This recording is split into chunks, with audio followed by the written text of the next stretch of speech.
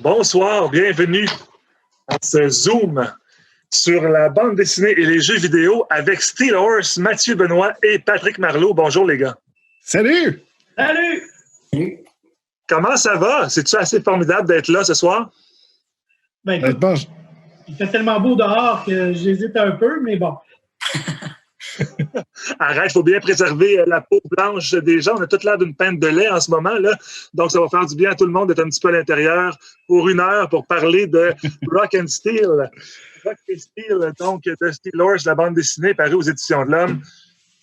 Les gars, donc, on va commencer tout de suite. Juste une petite présentation. Steel Horse, c'est le beau monsieur avec le chandail rouge qui est juste ici. Coucou! Alors, YouTuber à succès, 750 000 abonnés, tu fais ça depuis mars 2014. Steel Horse, d'où vient l'envie de partager tes passions avec les gens?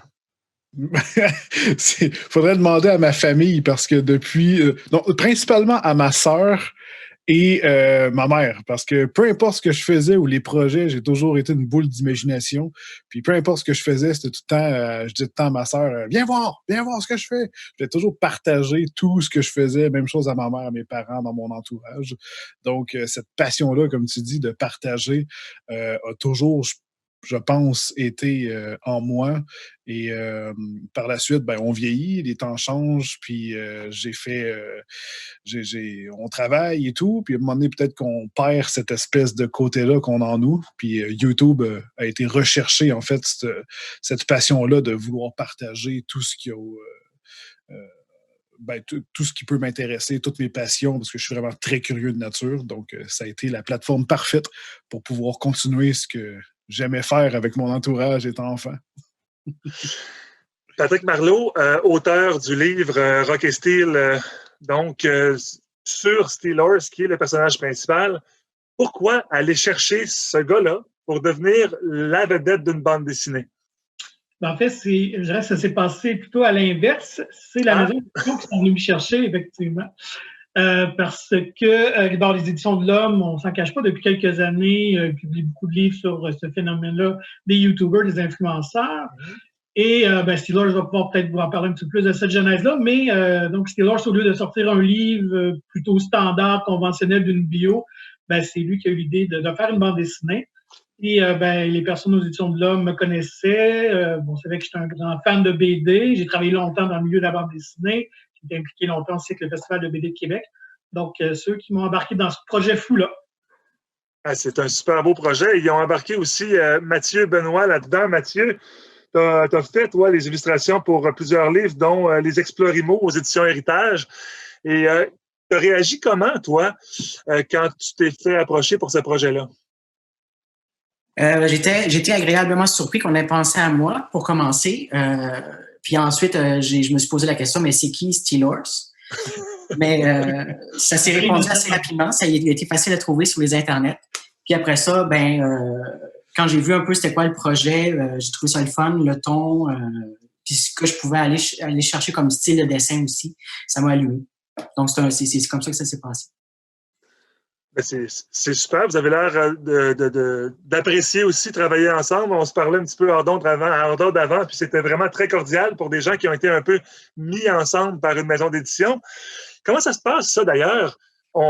Patrick, c'était-tu le premier à avoir été appelé? C'est-tu Steel Horse qui a initié le projet? Comment ça s'est passé? Vas-y, Steel Horse, tu parles de ton côté la genèse de ça. Ah oui? Effectivement, en fait, c'est parti de les Slingshots où j'étais. Et en fait, eux, on discutait souvent de toutes sortes de projets, les possibilités. On était dans un moment où énormément, effectivement, comme tu l'as dit tout à l'heure, énormément de créateurs sortaient des livres, mais vraiment des livres axés sur leurs expériences ou axés sur... chacun avait des choses à raconter, mais on dirait que c'était un peu, comme en ce moment, c'est surtout la merch. Donc, les vêtements, les gens se lancent là-dedans. Il y a beaucoup de... On passe par plusieurs... j'ai envie de dire, étapes à travers le temps. Il y a toujours une espèce de mode, puis c'est toujours... c'est cool de voir la créativité que les gens peuvent y mettre. Mais à ce moment-là, il n'y a personne vraiment qui faisait des bandes dessinées. Puis je m'étais dit, moi, un livre, Ben, ça ne vient pas me chercher. Je vois aucun intérêt à mettre au monde un livre avec des écritures de style roman ou raconter mon parcours ou quoi que ce soit. Mais une bande dessinée, par contre, parce que ça fait partie de mon vécu. J'ai lu beaucoup de bandes dessinées durant une bonne partie de mon adolescence parce que j'aimais beaucoup, beaucoup dessiner, mais aussi tous les dessins qu'il y avait dans les livres, les plus beaux que je trouvais, j'aimais les refaire à côté. Donc, je passais mon temps souvent dans les bibliothèques à juste refaire mes dessins favoris, puis lire, puis me perdre dans l'univers des bandes dessinées. Puis exactement comme on l'a dit au tout début, ben, j'ai toujours aimé partager.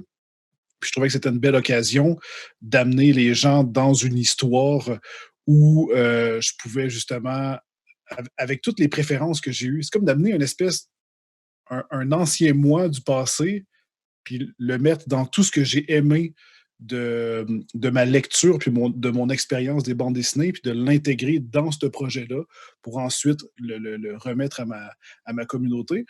Puis en même temps, ben, c'est tellement un projet magique, une opportunité pour moi d'avoir pu me lancer là-dedans que j'ai juste trouvé ça. J'ai juste trouvé ça incroyable. Après ça, ben, il y a les beaux gens qui sont avec moi ici présents. Puis honnêtement, c'est juste incroyable. J'ai beaucoup aimé travailler sur ce projet avec eux, puis de voir cette bande dessinée prendre vie, en fait, avec le temps. Puis c'est là que tu vois, ben, ça prend pas mal plus de temps qu'on peut le croire. Donc, de l'idée jusqu'à ce que ce soit imprimé, ben, l'explosion des bandes dessinées, des livres auprès des créateurs à travers le monde ont vraiment comme pris le temps de sortir. Donc, c'est un peu comme si on avait tous eu l'idée, en quelque sorte, en même temps. Alors, tu sais, quand mon livre est sorti, c'était plus... comment je pourrais dire? C'était plus une surprise de dire comme hey, j'ai un livre! Ça fait déjà un moment qu'il est en production, donc c'est. Mais c'est pas moins magique quand même, j'imagine, quand tu le vois arriver. Non, mais pour moi, c'est magique. Parce que, tu sais, je veux dire, c'est quand on crée quelque chose, autant de Patrick ou de Mathieu, quand on a un nouveau projet qui arrive, c'est toujours incroyable de travailler dessus, puis après ça, voir le produit final. Mais pour le consommateur, je veux dire, alors que sur YouTube, on voyait comme quasiment au moins une fois par mois, voir un créateur dire « Hey, what's up, j'ai fait un livre ». Ben, pour eux qui ont l'habitude de consommer du YouTube, oui. Ben, c'était moins une surprise de dire « Ah, ben, un autre qui a fait un livre ». Donc, mais moi, je m'étais dit « OK, ce ne sera pas un livre avec des écritures, ça va être une bande dessinée, j'espère qu'ils vont aimer ça ». Puis j'avais fait une série de 3 courts-métrages où on parlait de mon doigt qui est coupé, qui est un secret que je garde aussi bien que la sauce à Big Mac ou name it, le plus grand des secrets commerciaux. Et j'avais fait des courts-métrages, puis les gens me demandaient souvent quand est-ce qu'on va savoir la vérité? Vas-tu refaire des courts-métrages? On a vraiment aimé ça. Puis moi, c'est un projet que je gardais secret. Parce que je me suis dit, tant qu'à faire des courts-métrages, aussi bien faire une bande dessinée qui est justement axée autour de la perte de mon doigt, puis rendre ça avec une fiction, avec des amis, des personnages et tout avec l'univers, puis tout ce que j'aime autour de ça. Ah, c'est super.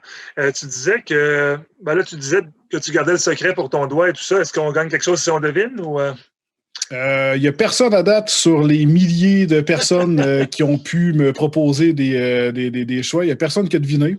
Donc, je pense que c'est ça qui aide aussi. Tu sais, ça serait aussi banal que de m'être coupé le doigt avec un couteau de cuisine. Ben, les gens auraient probablement tombé rapidement dessus, mais ça permet de dire, gars, c'est pas banal, c'est arrivé d'une façon particulière, donc à ce moment-là, les gens, ils peuvent pas savoir, puis ils peuvent pas vraiment deviner, fait que ça rend le secret encore plus piquant. Moi, je mise sur le coupe-cigare. Coupe-cigare? Le coupe-cigare lors d'un voyage à Cuba, c'est ça? Non? Ah! Je vais essayer de l'avoir d'ici la fin de l'entretien. Tu disais que tu as consommé beaucoup de bandes dessinées quand tu étais jeune, tu te perdais là-dedans, tu allais à la bibliothèque et tout ça. C'était quoi tes influences? Qu'est-ce que tu aimais lire jeune? Oh my God! C'est sûr que là, on commence à reculer loin, mais j'ai pu faire... En fait, j'ai juste terminé tous les Dragon Ball. Ça a bercé en partie mon adolescence. J'étais pas le seul. Après ça, je veux dire, tous les classiques, là, les Garfield, je les collectionnais, les Kid Paddle, les Spirou, les Astérix, les Lucky Luke, Je veux dire, à peu près toutes les bandes dessinées de mon adolescence, là, je suis sûr que Patrick pourrait en sortir là, dans les plus populaires. Là. J'allais pas vraiment dans les entrailles de la bande dessinée. C'est-à-dire, j'ai un ami qui les collectionne. Il y a 2 bibliothèques pleines de mangas et de diverses bandes dessinées. Donc, lui, il va plutôt dans l'exotique. Il va chercher des choses originales. Je veux dire, moi, de mon côté, je consommais ce qui était pas mal le plus populaire et ce qu'il y avait de plus connu aussi, puis je trouvais ça très, très satisfaisant. Donc, Mathieu, pour faire les illustrations, est-ce que tu as eu à faire des recherches dans ce sens-là? Est-ce que vous avez discuté de ça avec Steelers pour aller chercher un univers graphique qui ressemblait à son univers à lui, à ce qu'il aimait en bande dessinée? Oui, on a parlé au début du projet, mais je pense que Steelers avait été consulté là, pour le choix du dessinateur, donc on partait déjà on avait déjà des bonnes bases au départ, mais c'est ça, on a parlé, il m'a montré ce qu'il aimait de ce que je faisais aussi dans mon portfolio, dans mes projets passés aussi, donc on n'est pas parti on n'est pas arrivé avec quelque chose, une proposition qui l'a complètement surpris, en tout cas je pense pas. Puis donc oui, c'est ça. Puis j'ai fait des recherches aussi un peu sur lui, un peu sur l'univers, comment, vu qu'il fallait que je le dessine, j'ai fait des recherches aussi de quoi il a l'air. J'ai regardé des vidéos pour voir comment il bougeait, comment il réagissait, les expressions qu'il utilisait souvent, ce genre de choses-là. Tu parles de quoi, toi, pour travailler, Mathieu? Je reste avec toi donc justement pour créer ton univers graphique. Tu parles d'impression, justement, où comme tu dis, tu te fies beaucoup à l'observation, aux questions que tu vas poser aux gens. Comment tu fais? Je me sers beaucoup de ce qui m'inspire, de ce qui m'allume dans les projets. Mais pour un projet de bande dessinée, dans le fond, ma Bible, c'est vraiment le scénario. Dans ce cas-ci, c'est ce que Patrick a écrit. C'est vraiment mon travail, c'est de rendre ce que Patrick a écrit de la meilleure façon pour que tout ce qu'il veut faire, dans le fond, que tout ce qu'il veut faire avec son récit, que je le fasse avec le dessin, que tout passe comme il faut, que tout passe bien, que le lecteur comprenne c'est quoi l'intention de Patrick et de Steelers derrière l'histoire, derrière le scénario. Puis tout ça, moi, dans le fond, c'est quand je reçois un scénario, dans le fond, c'est mes inspirations. Qu'est-ce que ça m'inspire? Qu'est-ce que ça me... dans le fond, quelle autre bande dessinée que j'ai lue, que j'ai déjà vue, qui m'allumait de la même façon, puis ça me donne des pistes pour comment je vais dessiner ça, comment je vais rendre ça. Puis en même temps, il y avait le personnage aussi, c'était comment intégrer ce personnage-là dans l'univers, comment m'inspirer de Steelers pour que même son auditoire se reconnaisse un peu là-dedans. Oui, ça, on va y revenir d'ailleurs. Comment on crée un personnage à partir de quelqu'un qui existe déjà sans parler de la personne qui existe déjà. Ça, j'ai hâte d'entendre ça, mais juste avant, Patrick, je vais te relancer un peu la même question que j'ai posée à Mathieu. De quoi tu t'es inspiré, toi, au départ? Donc, l'éditeur t'appelle, on veut que tu travailles là-dessus. Steelers, que tu connaissais peut-être déjà, toi? Non, je dois être franc, ça trahit mon âge. C'est ça. Ma génération YouTuber. Non, écoute, j'ai été très surpris de l'appel, très flatté en même temps. Comme je disais, je suis un passionné de BD.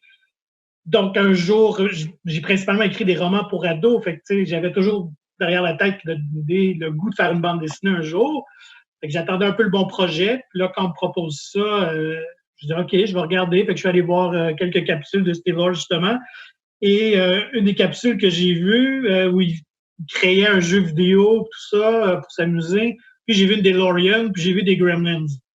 Fait que ça fait OK, je pense qu'on va bien s'entendre. On a les mêmes références, les mêmes goûts culturels de pop culture.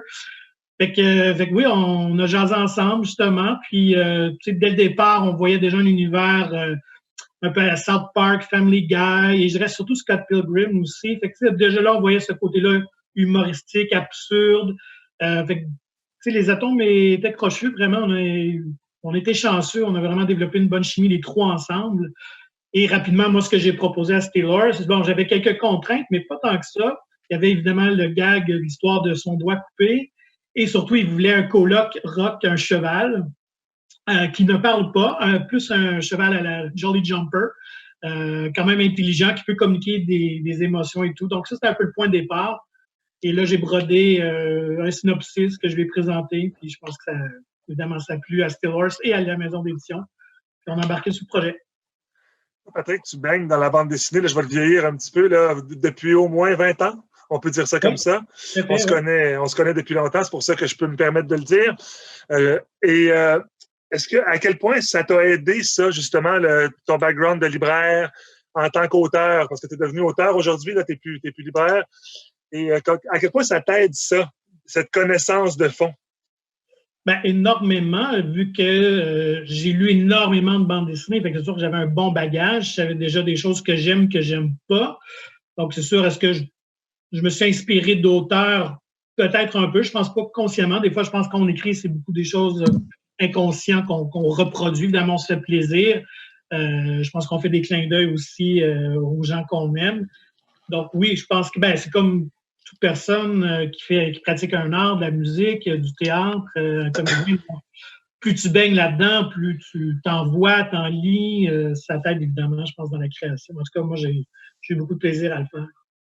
Question aux 3. Le premier qui voudra répondre répondra. Quel lien vous voyez, vous, entre jeux vidéo qui sont beaucoup chroniqués sur la chaîne YouTube de Steelers et sur le Twitch, les live Twitch que tu fais aussi, et la bande dessinée, mis à part ces deux cultures geeks, c'est quoi le lien entre les deux pour vous et la passion peut-être qui vous habite, peut-être surtout toi, Steelers? Bref, le lien qu'il y a entre les deux, c'est sûr que je crois que, tu sais, dans les jeux vidéo, on aime incarner un personnage, voir un personnage, des animations, dans des graphismes, dans quelque chose qui nous parle, qu'on peut lire ou interpréter à notre manière. Et dans le cas d'un film, un film, généralement, il y a du son, c'est dérangeant, tu ne peux pas nécessairement regarder ça n'importe où, alors que dans une bande dessinée, tu peux être littéralement juste avec toi-même. Et je pense que c'est là que quand tu fais la lecture d'une bande dessinée, c'est ce qui rapproche, parce que la plupart des gens qui jouent à des jeux vidéo aiment aussi des bandes dessinées, parce que je pense qu'effectivement, ça se joint un peu. Le fait qu'il y ait des dessins, le fait qu'on peut, notre imagination peut agrandir les cases en quelque sorte, surtout quand on est vraiment passionné par ce qu'on lit. On arrive à se reconstruire un peu comme dans un jeu vidéo ce qu'on est en train de lire. Puis, par rapport à tout ce que j'ai pu dire à travers mes vidéos, parce que je suis très transparent avec ma communauté, les gens je pense, m'ont bien reconnu dans mon univers que Patrick a bien réussi à retranscrire selon justement les clins d'œil en quelque sorte qu'à travers la bande dessinée, ainsi que, tu sais, j'ai mis beaucoup, on discutait ensemble, puis j'ai mis beaucoup de mon passé aussi en quelque sorte. Puis, veux pas, quand j'en parle dans mes vidéos, à travers une partie d'un jeu vidéo ou quoi que ce soit, je fais ressortir tout le temps un peu de ce passé-là qui se retrouve aussi en quelque sorte dans la bande dessinée. Donc, quelqu'un qui lit ça, il se retrouve un peu en quelque sorte dans le même univers que moi d'aujourd'hui puis de celui que j'étais dans le passé. Donc, je pense que ça fait un lien, si c'était ça un peu ta question. Là. Moi, je l'ai compris comme ça. c'est ça. Est-ce que vous voyez un peu ça comme ça, vous aussi, le côté interactif de la bande dessinée? Du fait moi, je dirais, en fait, les deux, c'est un médium très visuel, la bande dessinée, le jeu vidéo ou le dessin animé. Tout ça se rejoint un peu. Et surtout maintenant, les jeux vidéo depuis 10-15 ans où maintenant, tu as plein de séquences animées où l'histoire est racontée. On n'est plus juste dans le jeu. Là. Donc, il y a tout ce côté-là que je pense qu'on retrouve aussi dans la bande dessinée, c'est le plaisir de tomber dans un univers fantastique ou imaginaire où on peut s'échapper, fuir un peu le quotidien, juste aller se divertir, se changer les idées. Mathieu? Oui, c'est aussi ça, le côté visuel, les personnages plus grande nature, l'action. Oui, puis oui, c'est ça. Donc, c'est ces deux médiums visuels qui ne pourraient pas marcher sans l'image.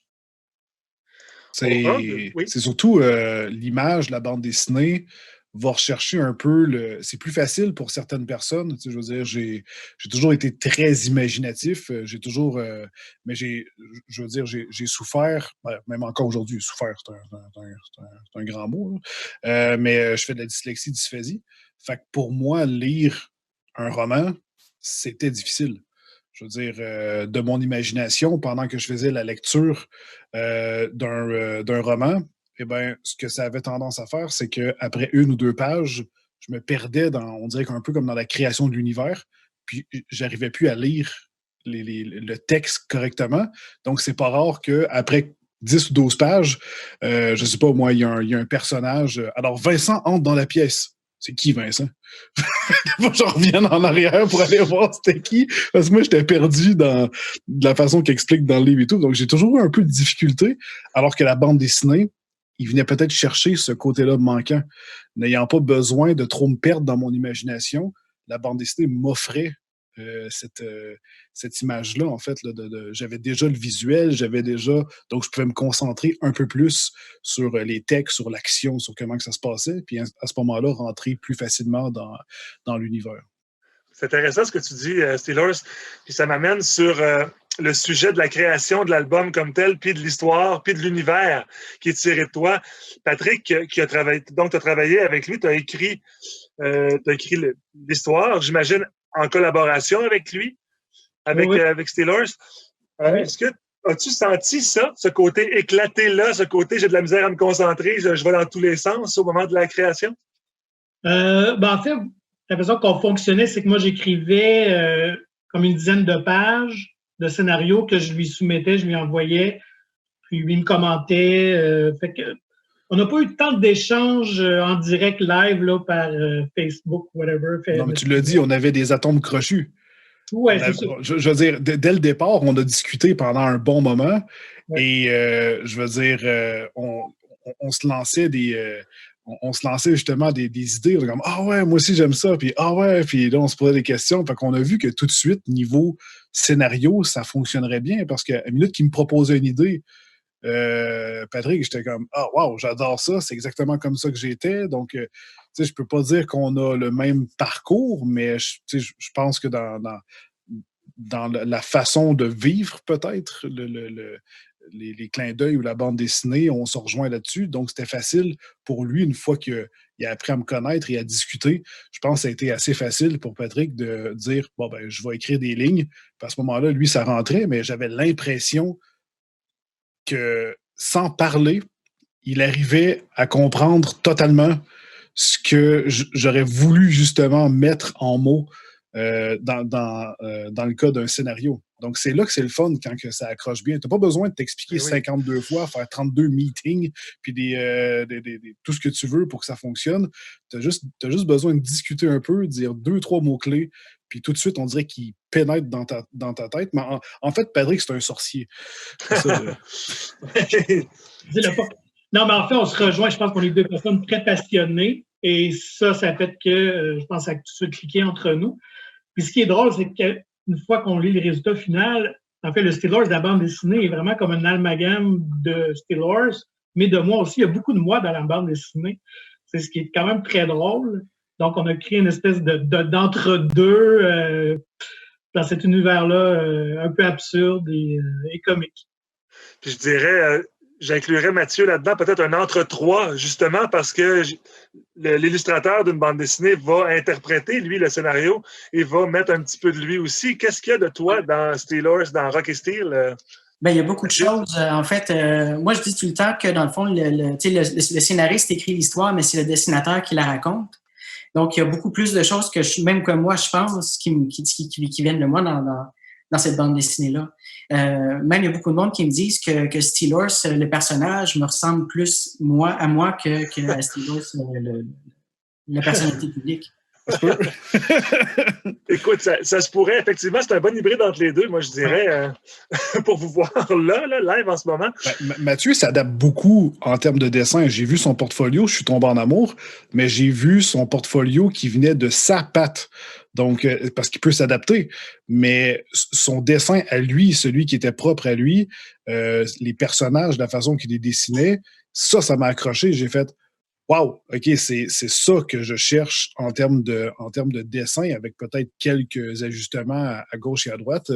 Et à ce moment-là, ben, il y avait déjà un personnage qui m'avait montré, qui ressemblait quand même au personnage principal, qui était, je crois, une référence à toi-même, Mathieu. Oui, c'est ça, mais j'ai lu quelques petites BD autobiographiques. Ouais. Fait que c'était pas dénaturé en prenant le personnage que tu dessinais déjà depuis, je pense, longtemps, pour faire quelques modifications puis l'intégrer dans une bande dessinée. En fait, c'est que je m'en suis même pas rendu compte en le faisant que ça me ressemblait. Moi, je me suis dit, je dessine Steelers, puis c'est beau. Puis là, je l'ai montré autour de moi, puis on me dit, hey, mais c'est toi, là. J'avais pas réalisé. L'expression on parle toujours de soi en littérature s'applique souvent et je pense que ça s'applique aussi en illustration. Ouais. D'ailleurs, Mathieu, tu as dit quelque chose que j'ai trouvé vraiment intéressant. Quand on pense à un illustrateur, aux illustrations, on se dit tout le temps, on voit quelqu'un juste... tous ceux qui ont le bonheur de travailler à distance et de faire des meetings Zoom, Teams et FaceTime pour le travail ont tous vécu ça dans la dernière semaine ou le dernier mois. Des faces figées. On espère juste qu'on n'était pas en grimace. Voilà. Alors, je reviens un petit peu en arrière pour reprendre la question que je posais à Mathieu Benoît, illustrateur. Je disais que ce qui avait l'air de t'allumer, toi, c'est vraiment de raconter quelque chose en illustration plutôt que juste le geste de dessiner, l'idée de dessiner. Donc, c'est vraiment ça, toi, qui t'allume dans ton métier. Oui, exactement. Moi, quand je fais des dessins, c'est tout le temps, si je dessine juste un personnage aussi, j'essaie de voir comment ça peut raconter son histoire, comment ça peut raconter même juste une histoire. Je trouve ça important, je trouve que ça fait des dessins plus intéressants à regarder. Puis ça revient aussi à mes racines. Moi, j'arrive de l'illustration, je suis arrivé au monde de l'illustration en passant d'abord par la bande dessinée. Moi, ce qui m'allumait dans le dessin quand j'étais plus petit, c'était les bandes dessinées. Donc, pour moi, l'histoire et le dessin, ça a tout le temps été relié. On va... Je voudrais juste ajouter oui, Patrick. J'étais un peu conscient de ça. Quand j'écrivais, je me mettais dans le pot, en fait, de l'illustrateur. Tu parlais tout à l'heure, justement, de background en bande dessinée et tout ça. Donc, pour avoir jasé avec beaucoup de gens du milieu, beaucoup d'illustrateurs. Donc, il y a comme deux approches à la scénarisation de la bande dessinée. Le scénariste très control freak qui met beaucoup, beaucoup d'indications, ou l'autre qui va laisser une grande liberté aux artistes. Et je pense que pour la plupart des illustrateurs, c'est ce qu'ils aiment. Et ça, j'en étais conscient quand j'écrivais le scénario, de laisser une liberté. En fait, je voulais que l'illustrateur ait autant de plaisir à s'approprier l'histoire, puis qu'il ne sente pas que ça vienne juste une tâche, que ça devienne tâcheron là-dedans. Là. Ça, c'est intéressant d'ailleurs. J'avais vu passer une page de scénario de Astérix. Vous avez sûrement déjà vu ça aussi, où on voyait les indications de Goscinny à Uderzo, c'était vraiment intéressant.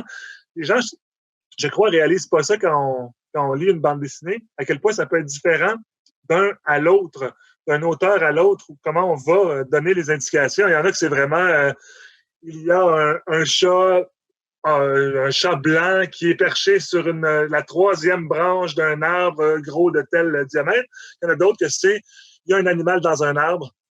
Voilà. Même au-delà de ça, avoir pris, dans le cas de Mathieu, c'est parce qu'honnêtement, j'avais déjà un sentiment où ce que son dessin s'approchait de ma vision des choses. Puis c'est là que, selon moi, c'est important, alors que dans certaines industries, ils vont se contenter de prendre juste un dessinateur parce qu'il faut que ça sorte. Mais je pense que dans ces conditions-là, disons qu'on prend le scénario à Pat, et qu'on met 4 dessinateurs complètement différents là-dessus, on se retrouve avec 4 BD complètement différentes. L'histoire est la même, mais exactement comme Mathieu il dit, c'est surtout le dessin qui va raconter, qui va mettre du poids sur le texte, et parce que c'est écrit sous forme de scénario, c'est pas un roman. Donc, dans ces conditions-là, Mathieu l'a vraiment, comment je pourrais dire, l'a dessiné, l'a montré à sa manière, ce qui a fait que l'histoire allait ce qu'elle est là aujourd'hui. Puis de l'avoir mis par 2, 3 autres dessinateurs, ils l'auraient tous interprété à leur manière. Puis honnêtement, on se serait retrouvé avec des décors différents, peut-être qui me parlent moins aussi, donc les gens se seraient moins reconnus là-dedans, donc il y aurait peut-être les gens auraient peut-être même moins accroché. Il y a tellement de choses qui rentrent justement en ligne de compte qui sont importantes dans la création effectivement d'une bande dessinée, puis c'est là qu'on voit que c'est surprenant à quel point que d'une personne à l'autre, ça peut vraiment tout changer. Et le plaisir, c'était de recevoir aussi les pages que Mathieu nous envoyait. Ça, c'est spécial d'avoir, tu écris quelque chose, puis là, tu le vois visuellement. Ah ouais, ça c'était fou. Là. J'avais vraiment un grand plaisir à chaque fois, j'avais hâte de voir ça. C'est comme une surprise, c'est ça, c'est un créateur qui t'envoie quelque chose qui sort de ton cerveau, mais du sien aussi, c'est Oui, qui est réinterprété vu de sa façon, vu de quelqu'un d'autre. C'est spécial. Ouais. On va prendre 2 questions du public, d'ailleurs qu'on salue. Bonjour tout le monde qui nous écoutez. Hello. Je vous invite à nous envoyer vos commentaires, vos questions. Donc, je vais lire ici 2 questions qui se recoupent, en fait, que je vais lire en même temps, puis vous y répondrez peut-être une après l'autre. Ça va surtout être pour toi, Steelers. Question de Catherine Barrette d'abord. D'où vient l'idée du cheval dans l'univers de Steelers? Ouais, dit comme ça. En fait, c'est super simple. J'ai grandi principalement près d'une ferme. Non, c'était pas une ferme parce qu'il y avait juste des chevals, des chevaux. Quand je faisais du vélo pour aller voir mes amis, vu que j'étais dans un rang de campagne, je passais toujours devant cette écurie-là. Et parfois, c'était pas rare que je m'arrêtais pour aller les voir. Puis ça m'a toujours, j'en ai pas eu personnellement, mais en quelque sorte, ça m'a toujours. Ma mère adore ça, donc je sais pas si elle me l'a transmis en quelque sorte. J'ai toujours trouvé ça fascinant, j'ai toujours trouvé ça grandiose, puissant, beau, ça dégage du respect. C'est drôle à dire comme ça, mais il y a quelque chose, je trouve, chez les chevaux que. Et aujourd'hui, étrangement, avec la création de mon nom, Steelers, j'ai brainstormé sur le nom de ma chaîne. Puis en gros, c'est juste mon signe chinois, qui est cheval. Et mon comment on dit ça, là, pas le matériel, là, mais mon élément. Oui. Mon élément, c'était l'acier. Fait que je me suis dit, ça vient me chercher, parce que c'est littéralement relié à moi avec ma date de fête et tout, puis les chevals en plus. Je trouve ça c'est cool, les chevals, parce que j'adore ça, les chevaux. Donc, puis j'ai fait un mix, puis c'est là que le nom Steelers est venu au monde. Puis après ça, quand on arrive à la bande dessinée, c'est là que je me suis dit, pourquoi pas intégrer le cheval dans cette histoire-là, où ce que, justement, ça vient rechercher un peu mon enfance. C'est directement dans mon nom, avec Steelers. Donc, pour moi, ça faisait plein de sens qu'il y ait un animal. Mais comme on avait discuté lors de meeting, c'est que si on regarde tous les films d'animation ou même dans certaines bandes dessinées, l'animal prend toujours beaucoup, beaucoup, beaucoup de place dans l'histoire. Mm-hmm. Donc, tu regardes même Rapunzel avec Réponse, le cheval, justement, il prend beaucoup de place. Dans Shrek, c'est l'âne. Dans Air de glace, c'est Scratch. C'est toujours l'animal qui prend un peu la vedette. La même chose souvent dans les bandes dessinées. Au moindrement que la bébite est cute, il prend beaucoup de place. Oui. Fait que je m'étais dit, je pense que honnêtement, ça me parle complètement. Comme j'ai dit, j'adore les chevaux. Ça fait partie de mon nom. Puis en plus, j'ai toujours aimé moi-même dans les bandes dessinées qu'il y ait des animaux. Fait que let's go, on va mettre un cheval. Puis ayant beaucoup apprécié aussi Family Guy, puis American Dad, où encore une fois, il y a toujours un animal. Là, il y en a un, c'est un alien, l'autre, c'est un animal, mais qui sont ultra brillants. Et à ce moment-là, je me suis dit, j'aimerais ça faire un peu la même chose, mais qui ne parle pas.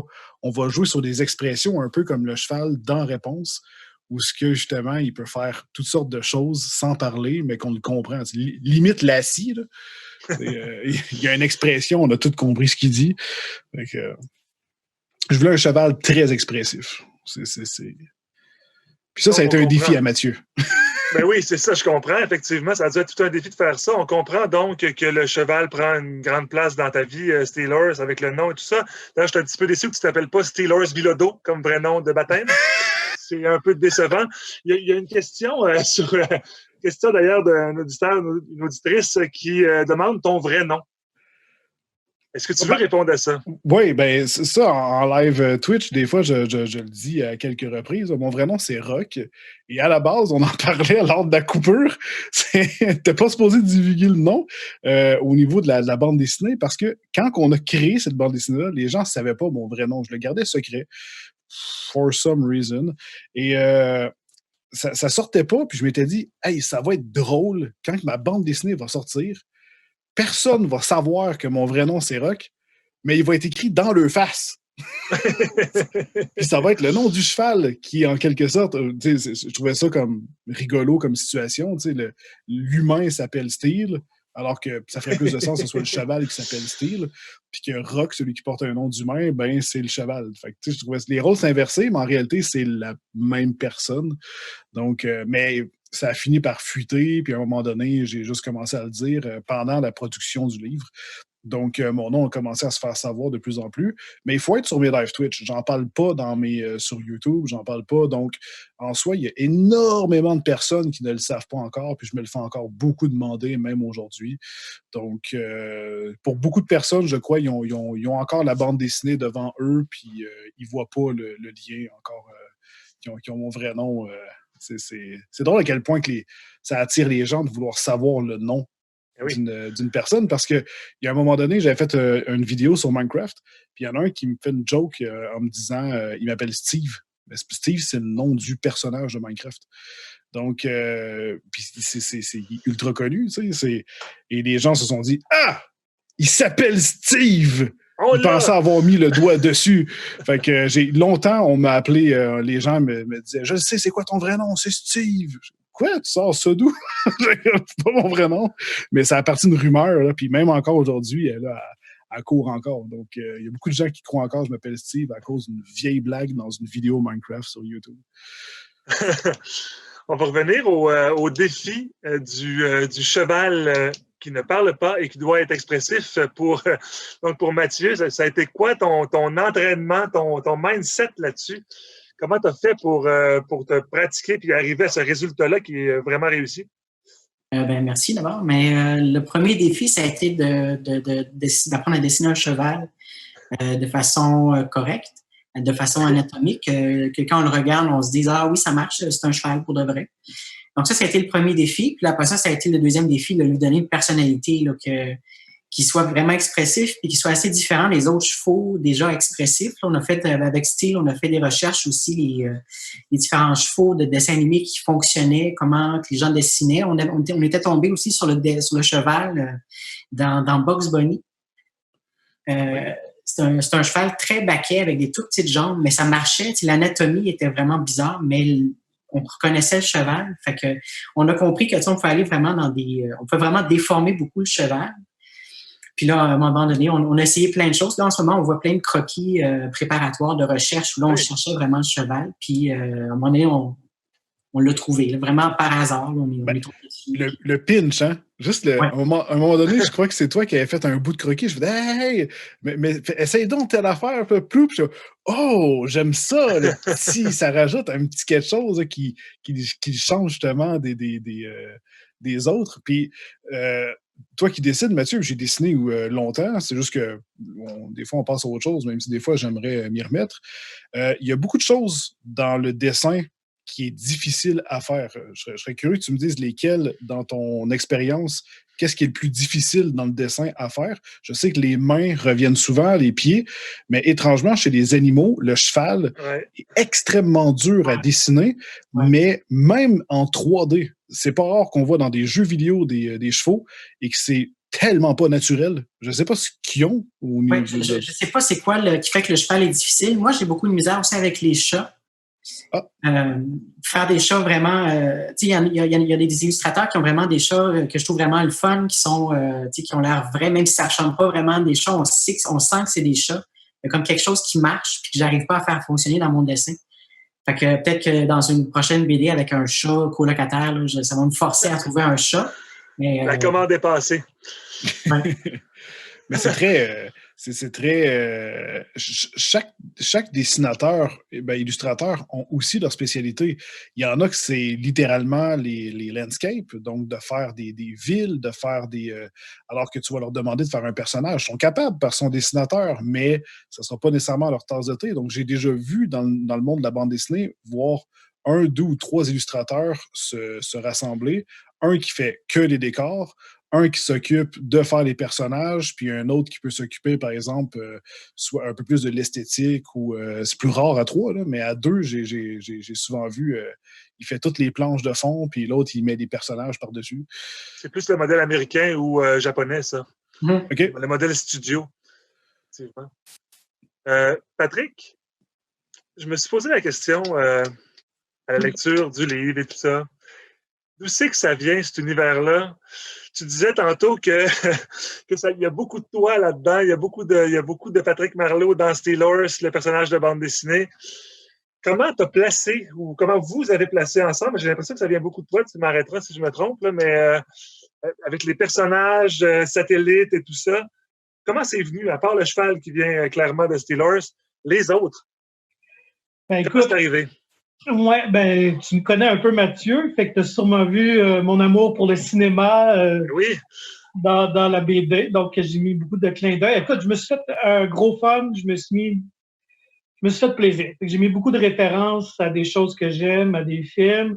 Pour les personnages, moi, j'aime beaucoup le style d'humour idiosyncratic en anglais, qu'on dit un peu, je sais pas comment on pourrait le traduire, mais un peu plus farfelu. oui, absurde. Ouais, absurde. Une émission de télé que j'adore beaucoup, c'est Arrested Development. Donc, Ouais. tout ça. Donc, c'est ça, savoir des personnages un peu farfelus qui ont toutes leurs petites affaires. J'aimais, dès le début, en parlant, en jasant avec Steelers, il y avait cette idée-là que Steelers, finalement, dans le couple, ce serait lui un peu, qui serait plus féminin, plus près de ses émotions. Et ça dans la vraie vie. Ben, moi aussi, je suis quand même quelqu'un d'assez sensible dans la vie. Donc, partie de ça, et justement, j'aimais l'idée donc de lui mettre une sœur qui, elle, est plus la tomboy, justement. Ce serait comme le gars. Et même chose dans sa relation avec Lauriane, qui est sa prof de yoga. Donc, c'est elle qui serait vraiment une fille d'action. Finalement, c'est pas un gros punch, mais elle fait partie d'une agence de services secrets et tout ça. Donc, elle est toujours dans l'action. Donc, c'est un personnage qui est entouré de personnages très forts, mais Steelers réagit à tout ça. C'est lui qui est finalement un héros, mais pas un héros qui prend de la place. Il prend de la place grâce à ses expressions, malgré ses faiblesses. Ouais, c'est ça qui est magique. Donc, je me suis inspiré aussi beaucoup de ce qui m'entoure. Évidemment, écoute, quelque chose d'aussi niaiseux que... parce qu'il faut dire aussi dans la bande dessinée que c'est Rock qui est la vedette, finalement, l'influenceur, le YouTuber, c'est pas Steelers, c'est le cheval qui fait des recettes de smoothies, qui vient de publier un livre. Et ça, là juste niaiseuse, est venue parce que ma fille, à ce moment-là, était dans un trip de smoothie. Elle allait, justement, suivait plein de YouTubers, puis elle se faisait des smoothies tous les jours. Fait que, tu sais, des fois, on prend quelque chose comme ça sur le vif, dans ça pourrait être drôle, Rock, qui fait des smoothies. Fait on s'inspire de notre quotidien, de ce qu'on voit. Tu parlais tout à l'heure de quand on observe, justement. Donc, c'est un peu ça. Ben, c'est comme ça que Martin Matt écrit aussi toutes ses capsules. Ben oui. Il observe énormément autour de lui, lors de ses shows, tout ce qui se passe, en fait, c'est ça qui lui donne des idées. Puis après ça, il vient caricaturer tout ça, puis il modèle ça pour que ça devienne rigolo à sa sauce, en fait, avec sa touche personnelle. Fait que c'est le même principe que tu as fait de ton côté. Travail d'auteur, oui. Moi, puis tu sais, on parlait de cinéma, toi, tu parlais de Steelers tout à l'heure, tu as fait des courts-métrages. Moi aussi, j'en ai fait dans ma jeunesse, dans ma vingtaine. Donc, j'ai étudié en cinéma, en fait. Donc, j'ai fait quelques courts-métrages et j'ai toujours aimé ça. J'ai fait ça dans mes courts-métrages et même dans mes romans aussi. J'aime ça surprendre le lecteur ou la personne qui va voir. Donc, j'aime ça amener le récit ailleurs. Donc, c'est un peu ça ce que je faisais dans la bande dessinée. J'essayais juste de me surprendre en espérant de surprendre les autres. Donc, j'amène le récit un peu partout. Et, on a une question d'auditeur qui peut rejoindre un petit peu ce que tu dis, Patrick. Qu'est-ce que vous avez voulu transmettre à travers cette bande dessinée-là? Est-ce qu'il y a une grande idée ou un principe qui traverse le livre? Ou c'est juste du gros fun, on s'amuse, on fait quelque chose d'éclaté. Le modèle était vraiment Scott Pilgrim, qui est une BD que j'ai adoré le film. Donc, vraiment un divertissement sans prétention, avec un peu, on espère, d'intelligence quand même. Tu sais, même si c'est très puéril, puis bon. Si on le comparait à un film, un film, ça serait un mélange entre un film d'animation standard Disney avec une sauce de le film Grande Personne. C'est pas juste un film qui était le fun, qui est juste... Puis je pense un peu le même principe là, avec la bande dessinée. C'est exactement comme tu as dit, Pat, c'est juste d'avoir du fun à travers dedans. Tu mettais beaucoup de toi. Des fois, je disais, ah ouais, tu devrais intégrer tel truc parce que moi, j'aime ça et tout. Donc, c'est sûr que c'est toi qui a principalement écrit la bande dessinée, mais ce que je trouve cool, c'est de voir à quel point que chaque personne est ultra important dans le cheminement de la création d'une bande dessinée, dans le sens que tu as écrit énormément de textes, mais tu t'es énormément basé à la fois sur tes expériences, mais aussi sur les miennes, parce que je voulais beaucoup apporter de mon passé là-dedans. Tu sais, le format de la bande dessinée, c'est moi parce que c'est exactement mon format préféré de bande dessinée. Il n'y en a pas vraiment au Québec. Au Québec, c'était tout le temps des bandes dessinées là, rigides qui prennent ultra de place, qui ne rentrent pas dans ton sac à dos, puis que tu ne pouvais pas partager vraiment à tes amis. Ah, ben c'est super. Tu réponds à une question justement d'un auditeur là-dessus, une auditrice qui pose la question pourquoi le format comme ça et pourquoi le noir et blanc? Ça vient de qui dans le groupe? C'est moi. C'est en fait, à la base, je voulais un format de poche comme ça parce que c'était ce qui me faisait le plus triper quand j'étais adolescent. C'était que ça s'amène bien et ça se prête bien. Et je trouve ça plus beau. Étrangement, j'ai toujours aimé, j'aime les tiny house, j'aime tous les formats compacts et tout. Puis je trouve ça plus, je sais pas, ça vient comme plus me chercher. Fait que pour moi, c'est important. Et là, l'édition, à la base, je me rappelle quand j'avais eu un meeting, il me disait, OK, là, on va y aller avec tel format, couleur. Comme, non. Non, moi, c'est petit format, manga, puis je veux ça noir et blanc. Là, pour les autres, ils ont juste fait, attends. Tu veux que ça soit en noir et blanc, donc ça va nous coûter moins cher. Les autres s'attendaient à ce qu'on veut le mettre toute la sauce, papier glacé avec des couleurs aquarelles et tout. Puis non. Moi, c'est papier standard Dragon Ball noir et blanc. Parce que, étrangement, j'ai toujours, ça c'est vraiment weird, là, mais ça revient à ce que je disais, mais j'ai toujours aimé le noir et blanc parce qu'un dessinateur peut venir y appliquer en quelque sorte les profondeurs de gris, à moins que le dessinateur adore faire de la couleur. Là. Ça, c'est une autre chose. Mais on posera la question à Mathieu juste après. Ouais, continue, finis ton idée, Steelers. Et moi, le noir et blanc, ça venait me chercher parce que je trouvais que c'est un peu comme un film noir et blanc. Je sais pas, on dirait que ton cerveau peut colorer la scène selon ses préférences. Et le cerveau, il va toujours faire ça de la manière qui te convient le plus. C'est comme quand on lit un roman, chaque personne va l'interpréter, mais de la façon qui est la plus magique à son esprit, qui fait en sorte que ça le rend encore plus majestueux. Fait que pour moi, quand je lisais des bandes dessinées en noir et blanc, on dirait que ça se construit dans la tête toute seule, mais on dirait que tu peux mettre les couleurs que tu veux. Tu vois une voiture, ben si toi t'aimes le jaune, ben elle va être jaune dans ta tête. T'sais? Puis comme ça, elle va être plus belle. Tandis que dans le récit, ben, elle peut être d'une autre couleur. Puis des fois, ben, c'est cool parce que, bon, c'est coloré, c'est magique. Mais je trouve qu'en noir et blanc, ça laisse plus de place à l'imagination, je trouve. Et en plus, ben, si des gens veulent les redessiner, ben, à ce moment-là, ils peuvent même les colorier et les mettre à leur sauce, à leur préférence, comme je faisais à l'époque. Ah oui. Mathieu, c'était quoi les... quelque chose, Mathieu? Oui. Puis, à la fin, en fait, le format manga est vraiment propice au ton de la bande dessinée parce que c'est très feuilleton. Et justement, le manga s'y prête tellement bien. On a un côté très Indiana Jones, on est toujours dans l'action et tout ça. Donc, le format va très bien. Alors. Non, c'est vrai, effectivement. Mathieu, ça a été quoi les défis, toi? Là, il nous reste environ 3 minutes. Je vous le dis d'avance. Je termine avec Mathieu. On va prendre un blitz de questions, les auditeurs. Puis, alors, Mathieu, ça a été quoi les défis pour toi, justement, du noir et blanc? T'es-tu habitué de travailler comme ça ou t'aimes mieux la couleur au départ? Ben moi, je me rappelle de ce que Scott McCloud avait déjà écrit dans un de ses livres. Il comparait la couleur en bande dessinée comme un orchestre symphonique. Puis il disait, c'est le fun, des fois, les orchestres symphoniques, mais ça peut être aussi le fun, des fois, des plus petits groupes, genre chanteur, guitare, piano. Puis le noir et blanc, c'est un peu ça. Dans le fond, c'est une BD plus simple, moins tonitruante. C'est très amusant aussi. De mon côté, c'est pas un défi, c'était plus facile. Ça a coupé mon temps de travail en deux.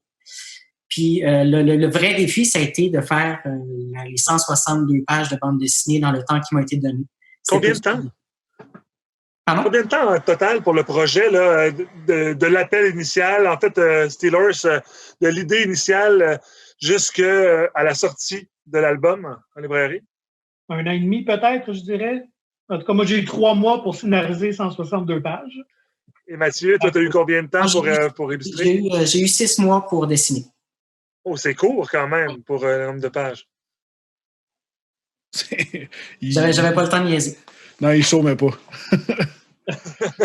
Il est attaché.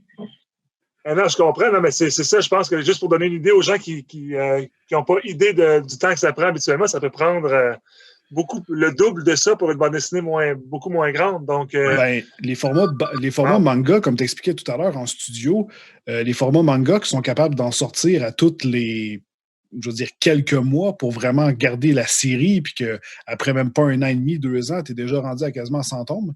Il suffit de regarder sur YouTube quelques vidéos là-dessus.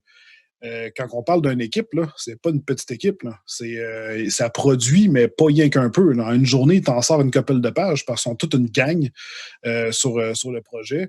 Donc, c'est vraiment du gros travail à la chaîne. Là. Je pourrais quasiment dire que c'est du McDonald's, sans dire que c'est de mauvaise qualité. Là. Par le McDonald's, ont quand même inventé le principe en restauration du travail à la chaîne extrêmement rapide et super bien précis. Puis je pense que c'est un peu le même principe dans la bande dessinée, c'est qu'eux, ils ont inventé le principe de dire « Parfait, on a ça. Ben là, moi, je fais une case, toi, tu fais l'autre, toi, tu fais l'autre, puis après ça, j'envoie ça en arrière, l'autre, ils mettent les... » Puis tu sais, c'est dans la même journée, c'est incroyable comment ça peut sortir, mais c'est parce que ça fonctionne. Donc, mais il y a des coûts, il y a un budget par rapport à tout ça. Fait qu'à un moment donné... on n'est pas rendu là, je pense, au Québec, de pouvoir se permettre une grosse équipe d'une dizaine, d'une vingtaine de personnes, puis produire des bandes dessinées en malade. Non, effectivement. En plus, vous avez vécu, vous de l'intérieur, la création d'une bande dessinée ensemble et tout ça. Vous voyez aussi que c'est pas des machines comme ça au Québec, même si les Éditions de l'Homme, c'est une des grosses machines d'édition ici. Ouais. C'est quand même pas comparable à ce qu'on retrouve dans les studios américains ou japonais, effectivement. On va y aller avec une rafale de questions. Je vais y aller par personne, peut-être. On va y aller avec... je vais commencer avec Mathieu, le dessinateur. Il y a quelques questions pour toi. C'était quoi l'image la plus difficile à faire pour toi dans ce livre-là? Est-ce que tu as un dessin qui te vient en tête? J'ai une page qui me vient en tête. C'était la page où Rock, le cheval, fait du yoga. Okay. Ça a été le plus gros défi. En termes de dessin, là, c'était ça. Ça a vraiment été difficile. Oui, il fallait garder l'anatomie du cheval, puis qu'on reconnaisse les positions du yoga aussi. Donc, ouais. Et moi, j'avais mis 2-3 vraies pauses. Puis après ça, j'ai dit, amuse-toi, puis invente-en 2-3. Oui. Il y a beaucoup de laisser-aller dans la bande dessinée où on a pu justement là, improviser, puis c'est ça qui est génial. Mais effectivement, des fois, même dans la programmation, ce qui nous paraît simple, tu te dis, bah, ça va être des positions de yoga, ça peut bien se faire. Là, whoop! Finalement, tu commences, tu te dis, ah ben, coudonc, c'est pas si facile que ça. Mais dans la programmation, des fois, tu dis, moi, juste rajouter tel truc dans mon jeu, puis tu te rends compte que tu vas passer 4 jours dessus parce que c'était tellement plus complexe que ça en avait l'air. Des fois, faut pas juger la pochette. Non. Plus largement, pour le projet en entier, qu'est-ce qui a été le plus difficile pour vous?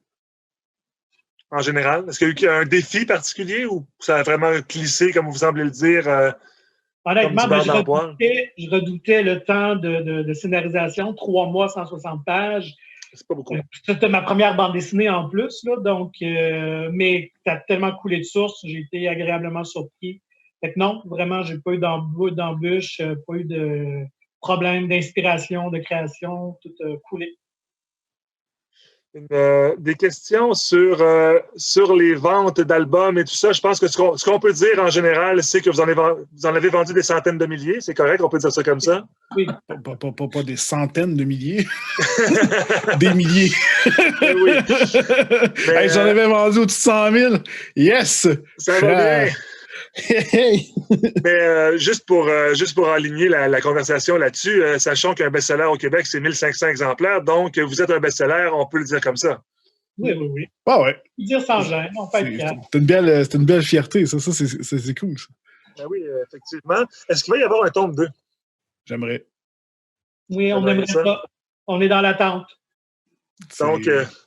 Donc, on peut dire aux gens d'écrire à l'éditeur, puis de demander, puis de mettre de la pression. Je pense que ça serait ça. C'est bien ça. C'est bien. La clé, c'est d'acheter le livre, et puis parlez-en à vos amis, aux fans, et puis le mot se passe, le bouche à oreille se passe.